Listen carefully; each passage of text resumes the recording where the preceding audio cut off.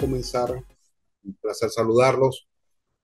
Vamos a estar conversando un poquito de lo que en la cátedra de finanzas. Mi nombre es Jovelio Hernández. Ya algunos habrán leído. Yo asumí la materia hace unos días atrás y estamos retomando entonces el material dejado por el antiguo profesor y aún con un aporte de otro material nuevo que les estoy asignando y las materias o los trabajos que ya habían elaborado tienen perfecta validez. Yo lo seguiré tomando en cuenta, no hay ningún problema. Algunas personas me han escrito que han enviado el trabajo, y no han tenido la nota. Yo eso se lo haré saber este fin de semana, y les colocaré ya las últimas actividades de, este, de esta materia como tal, ¿no? Disculpen más bien lo malo desde el punto de vista del atraso, fueron cuestiones que escapan de mis manos y vamos a retomar la materia de la mejor forma. Por ahí leí que estaban hablando ya de un poco lo que es el punto de equilibrio. Veo que es una materia bastante teórica, práctica, perdón. Sin embargo, vamos a contextualizar algunas cosas. Ese punto de equilibrio, la relación costo-volumen por unidad, que es lo mismo que el costo de equilibrio, que el punto de equilibrio, que es lo que han venido viendo o están viendo en su material en este momento, se relaciona evidentemente con los costos. Vamos a repasar brevemente los costos. Hay distintos tipos de costos, directos e indirectos, controlables o no controlables, relevantes o no relevantes, incurrido de oportunidad, históricos y predeterminados, y estos son los más importantes que nos interesan. Costo de la producción, costo de comercialización, de financiamiento, financiación y administración. Y de acuerdo a la naturaleza, estos específicamente son los que vamos a estar utilizando para el punto, para el cálculo del punto de equilibrio, los costos fijos y los costos variables. Entonces, en el material que les estoy dejando a continuación, verán las láminas, pueden leer tranquilamente. Vamos a irnos a la lámina que más nos compete, que es esta. ¿Cuáles son los costos fijos? ¿Okay? Los costos fijos son aquellos que se mantienen constantes independientemente de los niveles de producción de una empresa. Y entiéndase que son fijos no porque siempre la misma cantidad, son fijos porque siempre están presentes. Ustedes, si se van si ustedes tienen una empresa y esa empresa da vacaciones 2 meses, estén o no estén dentro de la empresa, esa empresa les tiene que pagar el sueldo, esa empresa tiene que pagar el servicio eléctrico, el servicio de internet, el servicio de agua, etcétera, etcétera, ¿no? Entonces es un poquito lo que significa eso. Y los costos variables son aquellos que están íntimamente relacionados con la producción. En la medida que la producción aumenta, el costo variable aumenta. En la medida que la producción baja, probablemente baje el costo variable. Ya les digo por qué contextualicé a esto, porque vamos a llegar entonces al punto, a lo que llamamos el punto de equilibrio. Aquí una laminita, disculpen, la computadora está un poquito lenta. Vamos entonces a estudiar. También lo llaman, en su materia lo pude ver, la relación costo-volumen-utilidad. Esa relación costo-volumen-utilidad es lo mismo que hablar del punto de equilibrio. ¿Qué es el punto de equilibrio? Pues ahí básicamente es la cantidad mínima, si lo vamos a medir en unidades, la cantidad mínima de unidades que debo vender para no tener pérdidas, o la cantidad mínima de dólares o bolívares, o como lo estén midiendo, que debo vender para no tener pérdidas, para cubrir los costos. ¿Ok?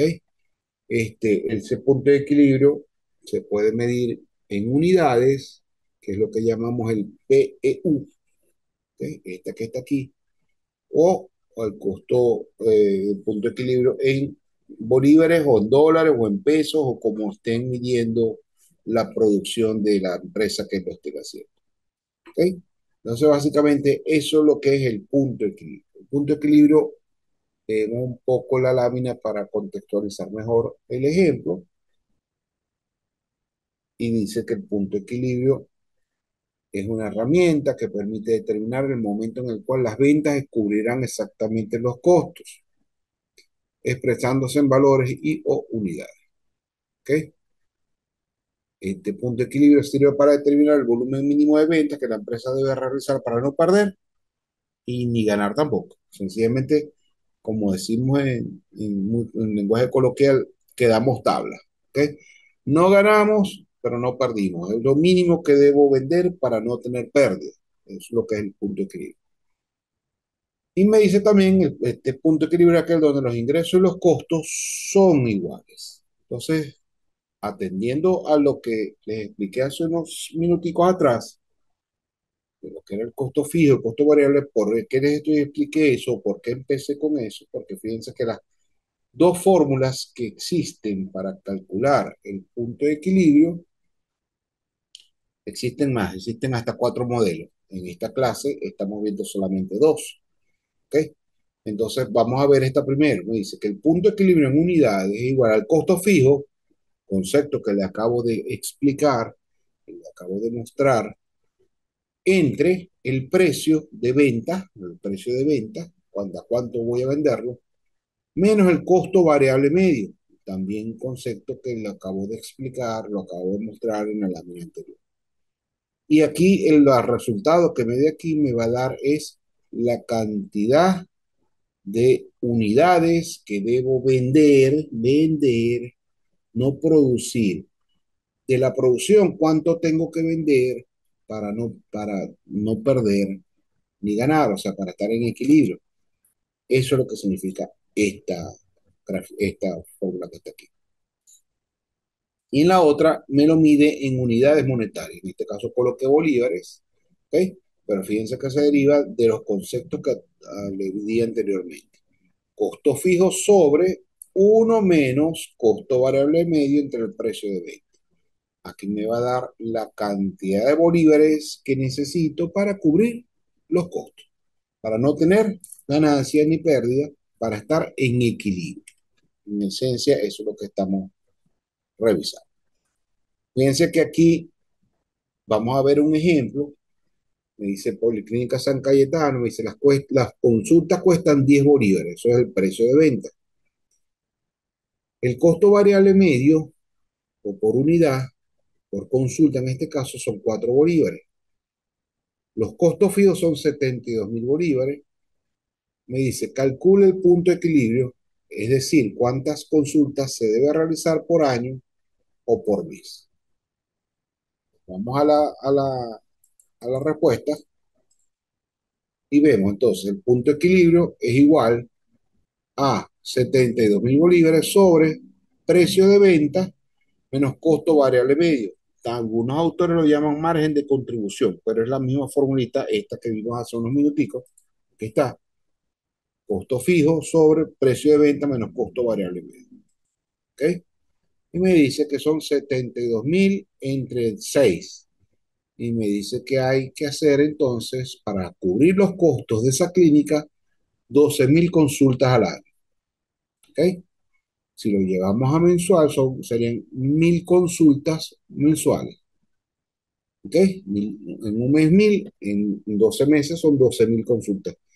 ¿Cuántas serían diarios? Bueno, dividimos las 1.000 consultas mensuales entre 30 y me va a dar los diarios, o entre 22 si son días hábiles, o los 30 si es una clínica que trabaja todos los días, o lo que fuese. Generalmente las clínicas trabajan todos los días, las clínicas de hospitalización, todas esas cosas, ¿no? Estaríamos hablando de ese tipo de clínica. ¿De acuerdo? Continuamos entonces. Otro punto que pude observar en su aula virtual que están viendo es el flujo efectivo. ¿Qué es un flujo efectivo? En finanzas se llama flujo efectivo al monto de los recursos económicos necesarios para la realización de algún proyecto económico o de algún proyecto financiero que estemos manifestando, que estemos implementando. Entonces, con este flujo efectivo se busca cuál será el cálculo del costo total de la operación y otros indicadores que servirán para la evaluación de la tarea financiera, para la toma de decisiones de la tarea financiera que quiero llevar a cabo, ¿ok? Para la evaluación de un proyecto económico en este caso. ¿Cómo se divide un flujo efectivo? El flujo efectivo se divide con esa estructura que están viendo ahí. Los ingresos, que son el precio de venta por la cantidad de ventas que voy a tener, me da mis ingresos, los costos financieros, los costos totales, ya que ahí estamos hablando, costos financieros se refiere a los costos de financiamiento. Si ustedes buscan un financiamiento en un banco, le va a generar costos financieros y eso es parte de la estructura del flujo neto efectivo. Los costos totales, lo que les hablé al principio de esta exposición del día de hoy, costos fijos, costos variables, costo de producción, costo financiero, costo de ventas, etcétera.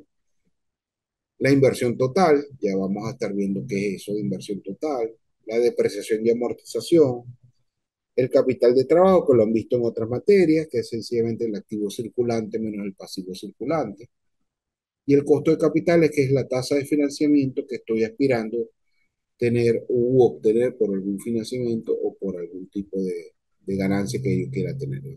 El costo de capital es la tasa que me quiero ganar o la tasa que me están cobrando. ¿Ok?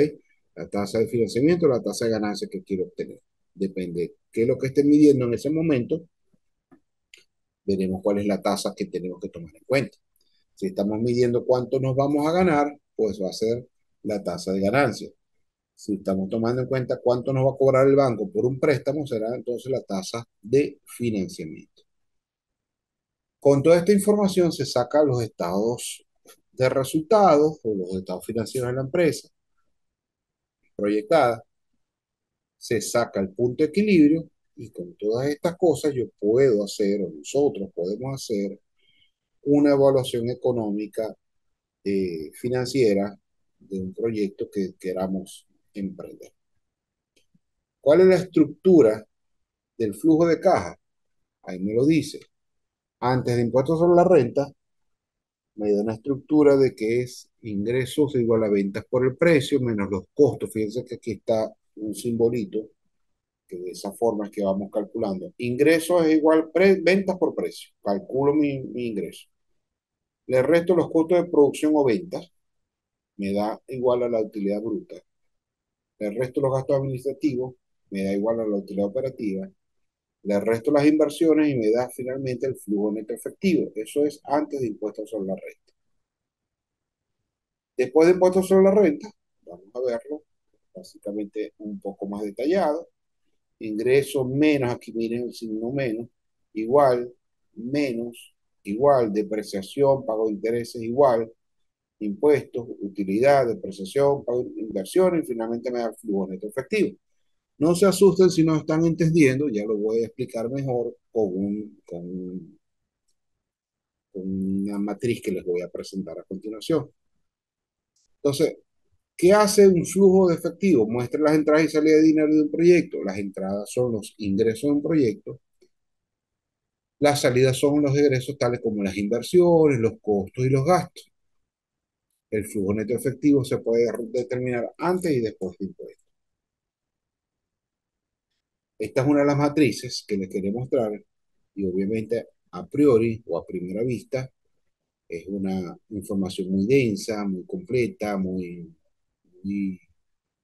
este, hasta fea para la vista desde el punto de vista que probablemente si están viendo eso por primera vez se asusten y yo, Dios mío, ¿dónde salen tantos números? Pues yo les voy a presentar una que es más sencilla y me da un orden que es esta que está aquí. Esto es un flujo efectivo. ¿Ok? El flujo efectivo se hace esta matriz donde se colocan los años que yo voy a invertir y siempre se comienza con el año cero. ¿Qué se coloca en ese año cero? Aquí abajo, en esta casillita final, vamos a colocar las inversiones que se hacen para empezar a hacer ese proyecto. ¿Ok? Si vamos a montar una tienda de ropa, necesito hacerle mejoras al local y compré computadoras y compré lo que fuese para la máquina, para la tienda. Todo eso es inversión y se coloca aquí. Supongamos que sea 100.000. coloco aquí los 100.000 y entonces el flujo neto efectivo para el año cero es de 100.000. ¿Ok? Y luego empiezan los cálculos. Los cálculos que empezamos que en el ingreso total que dijimos que era el precio de venta por la cantidad de venta. El precio de venta por la cantidad de venta lo coloco aquí y fíjense que aquí empieza entonces, vamos a ponerlo un poquito más grande para que lo vean mejor. Aquí empieza entonces ingreso menos costo igual a la utilidad, menos los gastos administrativos igual a la utilidad operativa, menos la depreciación, menos el pago de intereses igual a la utilidad antes de impuestos, menos los impuestos igual a la utilidad después de impuestos, le sumo la depreciación, le resto el pago de capital, le resto las inversiones y finalmente me da el flujo neto efectivo para el año uno. Hacemos lo mismo para el año 2, para el año 3, para el año 4, para el año 5. Básicamente, eso es lo que, así, de alguna u otra forma, se calcula ese flujo de efectivo. Karina, buenos días.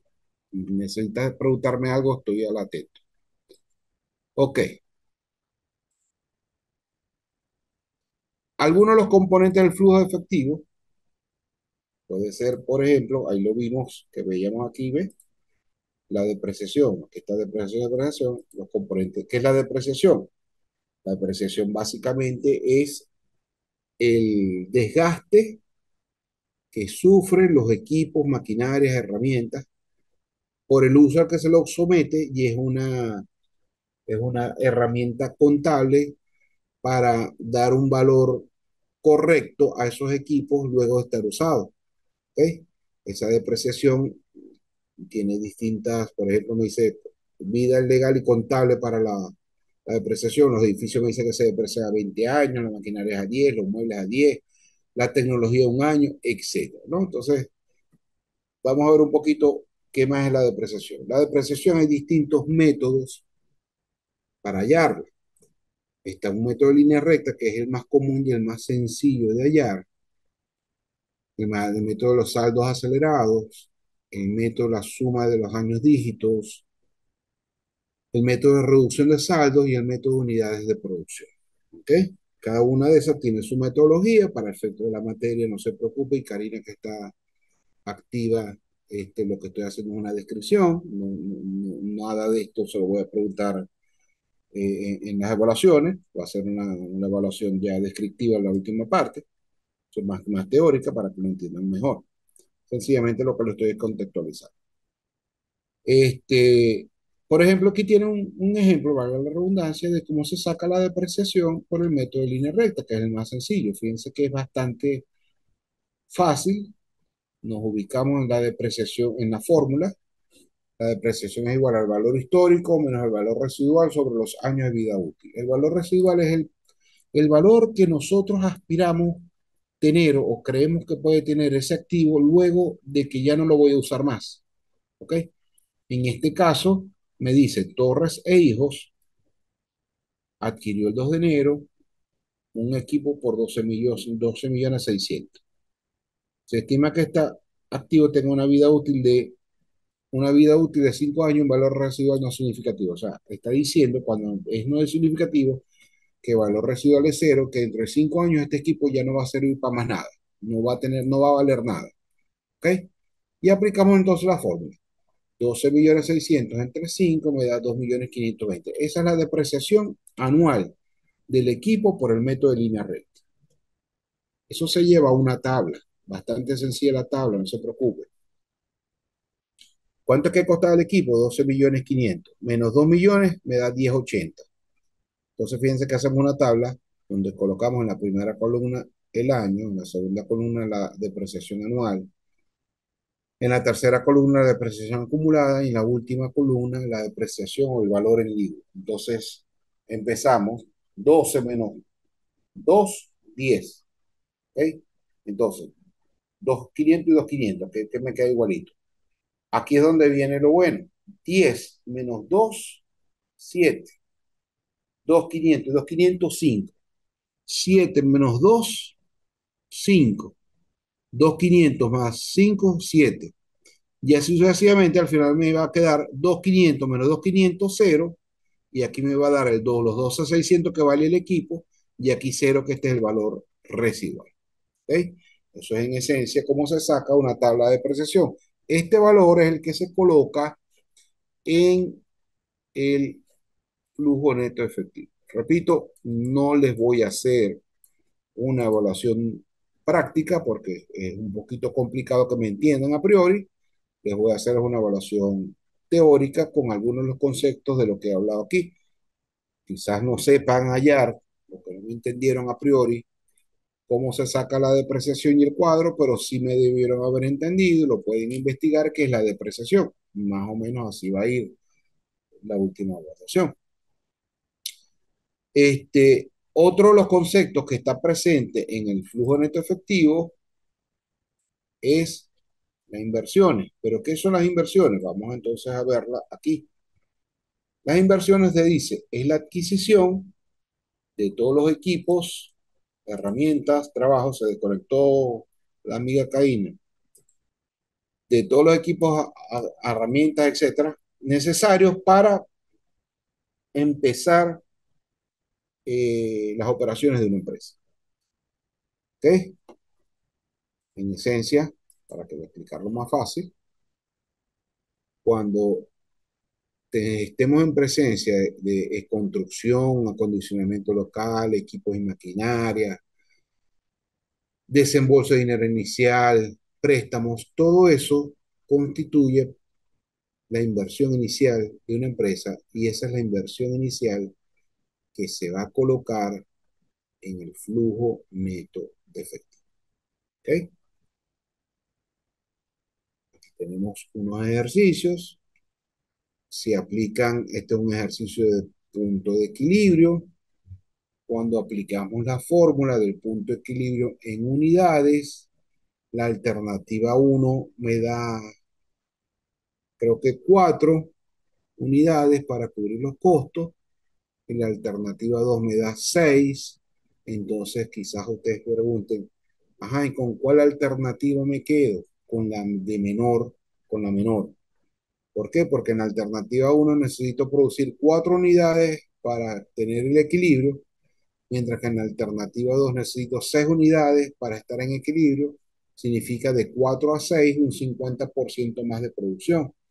Por lo que si hacen el ejercicio de forma consciente y atendiendo a que quieren aprender, agarran la formulita, sustituyen los datos, y aquí le va a dar 4 el punto de equilibrio en unidades, y aquí le va a dar 6 el punto de equilibrio en unidades. ¿Ok? Eso es lo que les estoy explicando. Aquí tienen otra formulita donde me piden hallar el punto de equilibrio en unidades. En este caso, ¿cuántos interruptores son? Aquí tienen los datos para que lo practiquen. Me dice que el costo fijo son 73.000, el costo variable por unidad son 83, el precio es de 180. Sustituimos en esta formulita el punto de equilibrio en unidades, y eso creo que me da algo así como que 76 interruptores. ¿Ok? Es sencillamente sustituir en la fórmula, y van practicando de esa forma el punto de equilibrio en unidades.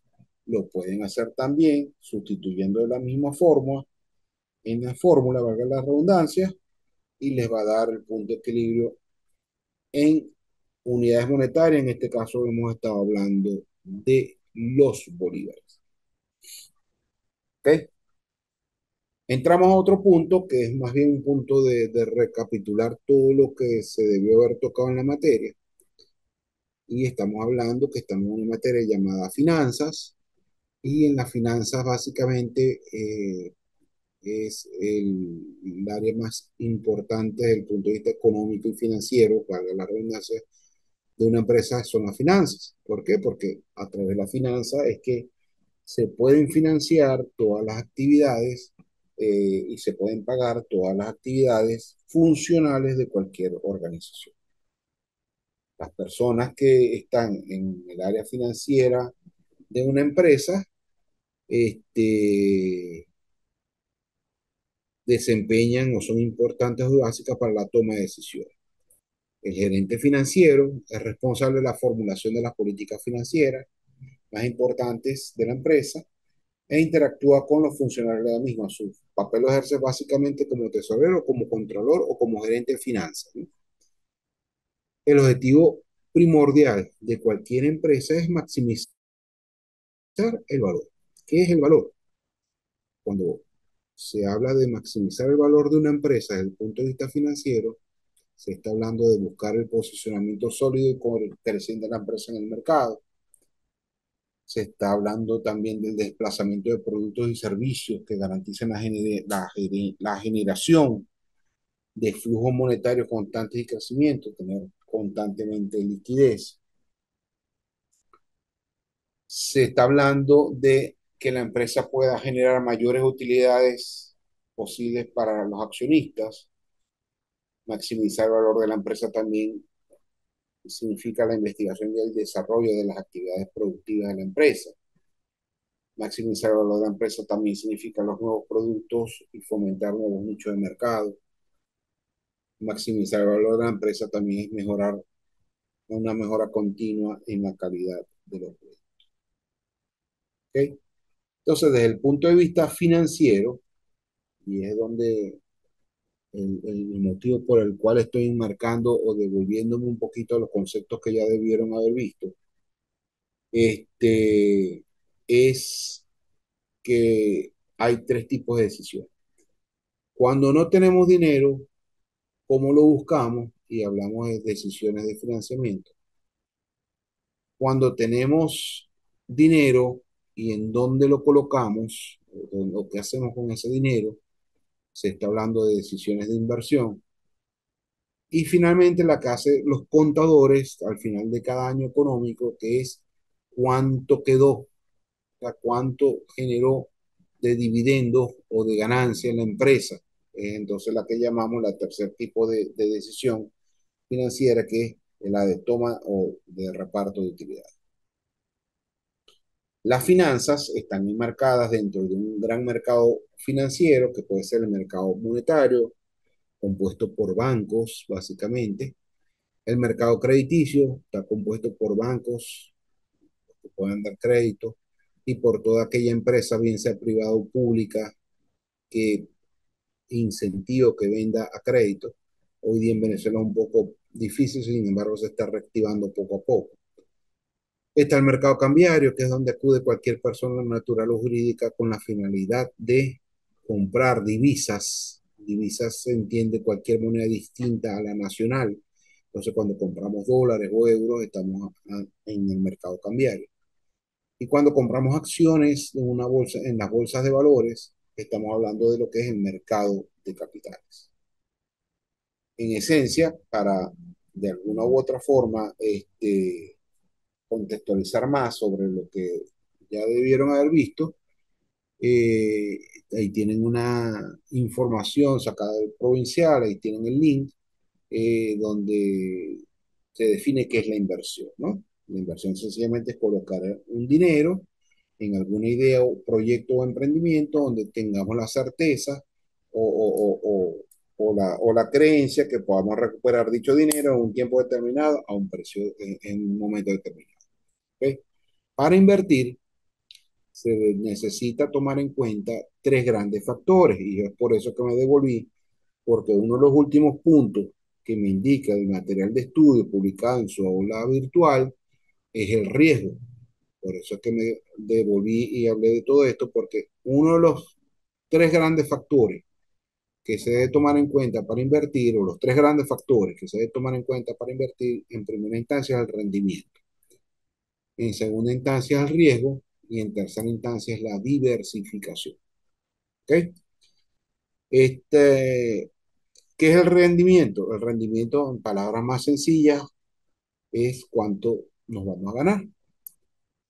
El riesgo es el grado, vamos a llamarlo así, pero hay una definición mucho más amplia y rica en su concepción, que es el grado de peligro que puedo tener cuando estoy haciendo algún tipo de inversión, pero podemos sustituir esa palabra peligro por oportunidad.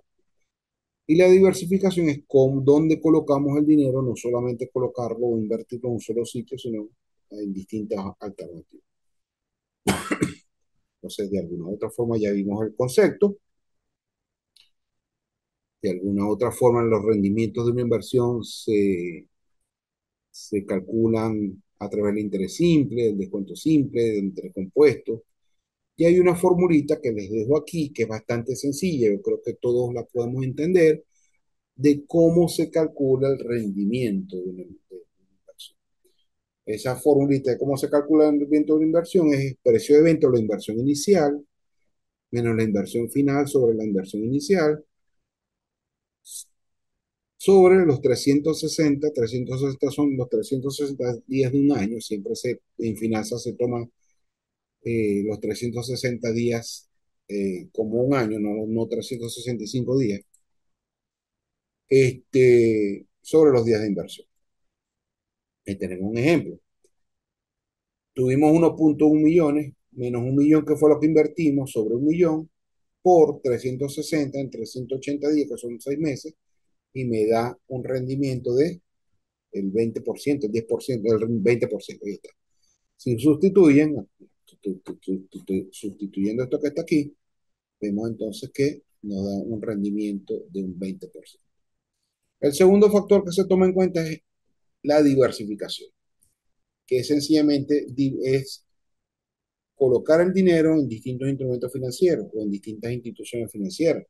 Si tenemos dinero, no solamente colocarlo en bancos, colocarlo en un solo banco, colocarlo en distintos bancos.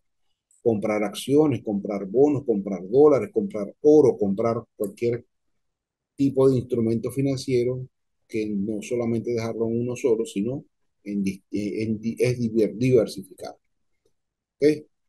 Ahí me dice de alguna u otra forma el concepto de diversificación, de diversificación, me dice, perdón, la diversificación la salté aquí, disculpe, en el ámbito financiero la inversión de activos de diversas categorías o características para disminuir el nivel de riesgo. Y el riesgo, aquí está, es lo que iba a decirle, fue donde me equivoqué, disculpe, se dice que una inversión tiene riesgo cuando existe la posibilidad de que un inversor no recupere los fondos que ha invertido en ella. Las inversiones con un riesgo alto tendrán una mayor proporción de rentabilidad que la que le convence invertir en ella. O sea, hay una premisa en finanzas que dice, mientras el riesgo es mayor, mayor es la rentabilidad. Mientras el riesgo es menor, menor es la rentabilidad. Obviamente, las operaciones riesgosas pueden incluso caer en operaciones fuera del marco de legalidad. ¿Okay? Y los bancos, que es lo más legal del mundo, probablemente los rendimientos que ofrecen son los más bajos porque no hay riesgo en el mismo, ¿no? Y finalmente hablamos que precisamente lo menciona en el pensum de estudio, el programa de estudios que vi publicado en su aula virtual, que habla en la última parte del riesgo. Ya vimos que es el riesgo se va a dividir en tres grandes grupos o tres grandes categorías: el riesgo país, el riesgo industrial y el riesgo contable. ¿Qué es el riesgo país? Bueno, son todas aquellas condiciones que pueden haber en un país que pueden favorecer o no la inversión en el mismo. Son todas aquellas condiciones sociales, económicas, políticas, culturales, ideológicas, raciales, etcétera. Cualquier condición que pueda afectar positiva o negativamente la inversión en un país es lo que vamos a llamar riesgo país. ¿Okay? El riesgo industrial son todas las condiciones que puedan afectar lo mismo que el país, pero en un sector específico de la economía, en un sector industrial. Yo siempre coloco de ejemplo, Venezuela es un país petrolero y a nivel industrial, el petróleo es, el que no, es lo que nos mantiene, pero el petróleo es muy volátil. Hoy día el precio del petróleo puede estar en baja o puede estar al alza y eso repercute en toda la economía nacional. Sin embargo, hay un sector industrial mundial que está en constante crecimiento, que no tiene tantos vaivenes como el petróleo, y que siempre ha estado en los últimos 20 o 30 años de repunte y con contacto actualización. Para no hacerle la explicación muy larga, me refiero al sector telecomunicaciones. Y como fíjense que hace pocos días salió una nueva red social y hace pocos días salieron nuevos teléfonos celulares o nueva forma de comunicarnos. Antes tener internet era un proceso, ahora tenemos internet libre en muchos sitios donde vamos, etcétera, etcétera. Eso es lo que es la forma de medir, si vamos a hablar del riesgo, donde hay más riesgo industrial, en el sector petrolero o en el sector telecomunicaciones, probablemente en el sector petrolero. Y el riesgo contable es el que se refiere a todas las condiciones económicas, sociales, económicas y financieras que se pueden observar a través de los estados financieros de una empresa. El riesgo contable, ver si la empresa tuvo ganancias, si la empresa tuvo pérdida, y lo vamos a medir a través del estado de ganancia y pérdida, el balance general, etc. ¿Okay? Entonces, dentro del tema de riesgo que vi en su programa de estudio, me estoy yendo hacia lo básico para luego hablar de otras cosas. El riesgo financiero se puede o se clasifica según distintas calificadoras de riesgo a nivel mundial. Las dos más importantes son las Moody's y Standard Poor's, y son clasificaciones que dan como una nota, como una calificación, así como cuando ustedes pueden sacar 100 o 20 o 0,1, igualito es. Entonces, por ejemplo, tenemos las dos más grandes, que es Moody's y Standard Poor's. Lo mejor, lo que menos riesgo tiene son los papeles o la clasificación AAA. ¿Ok? Es la más alta calidad, muy pequeño riesgo en falla. La AA, alta calidad, pequeño riesgo. Ay, los que están más mal, los que están raspados, son los que tienen D o D menos, entonces peligro de falla. C o C, rateado lo más bajo posible, pobres prospectos de pago de recuperación. O sea, donde más riesgo va a tener es aquellas acciones, empresas, instrumentos que puedan tener una calificación de riesgo mucho más baja. Bueno, por ahora es todo lo que le quería comentar. Karina creo que sigue conectada, si mal no me equivoco. Sí, señor. ¿Cómo está Karina? Si tienes alguna duda, si quieres conversar algo, cuénteme. Bueno, profe, yo tenía era una inquietud, pero con respecto a la actividad sumativa que está programada para el día de mañana.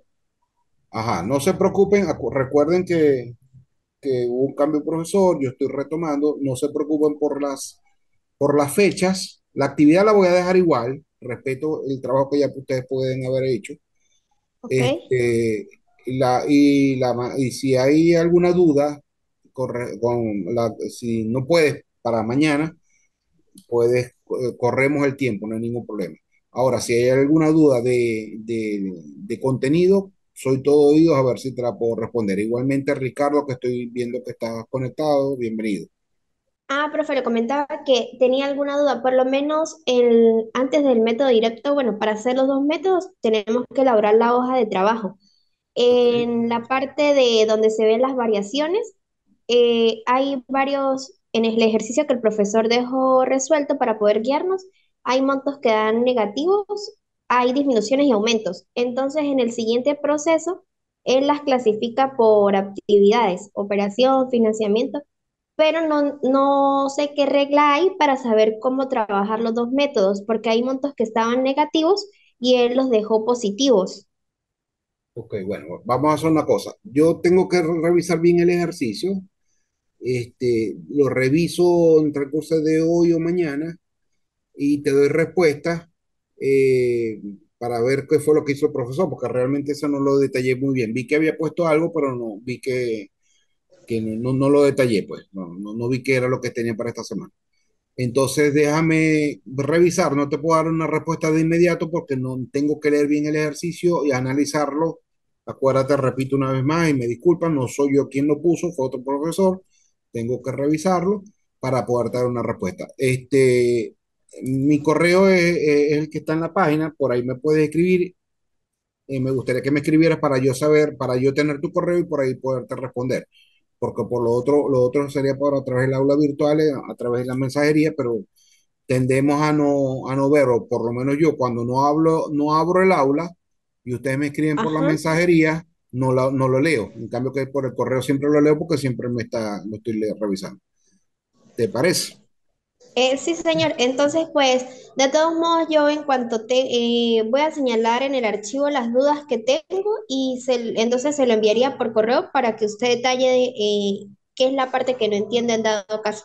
Exactamente. Así es que podemos trabajar para yo poderte ayudar de la mejor forma, Ajá, muy bien. tomando en cuenta la naturaleza de la materia, ¿no? Repito, ¿no? Que me da pena, pero la tomé así, tomé la materia así y más bien queremos terminar de la mejor forma. Sí, profe, esa es la misma pregunta de la compañera. Yo tenía, estaba viendo unos montos ahí, sin embargo, yo logré montar lo de las variaciones y a qué categoría corresponde, si era operación, administración o inversión. Mi otra pregunta, ¿usted todavía va a estar en la universidad o ya se va a retirar? Para ver si yo logro ir para allá ahorita, que estoy relativamente cerca. Ya, yo le voy a escribir, yo le voy a escribir. Sí, a ver, Ricardo, vamos a hacer una cosa. Si puedes, escríbemelo por chat o escríbemelo por correo y yo voy a responderte, porque no sé si es el internet que te oigo como saltado. Cuando hablas, oigo saltos en lo que estás diciendo y no te he escuchado claro. No sé si es el internet. Entonces, pásamelo por correo, tus inquietudes, así como va a ser Karina, y yo te respondo ahorita mismo en la tarde, yo lo puedo estar atendiendo con mucho gusto. Bueno, entonces, por correo nos terminamos de comunicar y bueno, cualquier duda, no se preocupen si mañana no tienen nada listo, eso no va a importar. Y yo reviso bien el trabajo y le doy respuesta en el transcurso de entre hoy y mañana. Ok, está muy bien, Ah, profesor. ok, Karina, sí, a ti sí te oyes perfecto, pero Ricardo no sé qué tiene, qué le pasó que no se oye como saltado. Bueno, que esté muy bien, Eh, pues. Dime, Karina, voy a decir algo. eh, el último módulo vendría siendo lo que se vio en la clase de hoy, ¿verdad? Sí, sí, vamos a hacerlo de lo que vimos en la clase de hoy. Pero como les dije, teórico, no le voy a poner ejercicio porque, o el ejercicio va a ser algo muy sencillito que lo puedan ver rapidito. Ok, está muy bien. Bueno, ya Ricardo escribió por aquí, ya lo escribió, y que tiene un problema que el internet es malo ya, ok. Perfecto, Ricardo, no te preocupes. Entonces, eh, cualquier duda me escribes que yo te voy a estar ayudando. Bueno, muy bien, feliz tarde, que estés muy bien.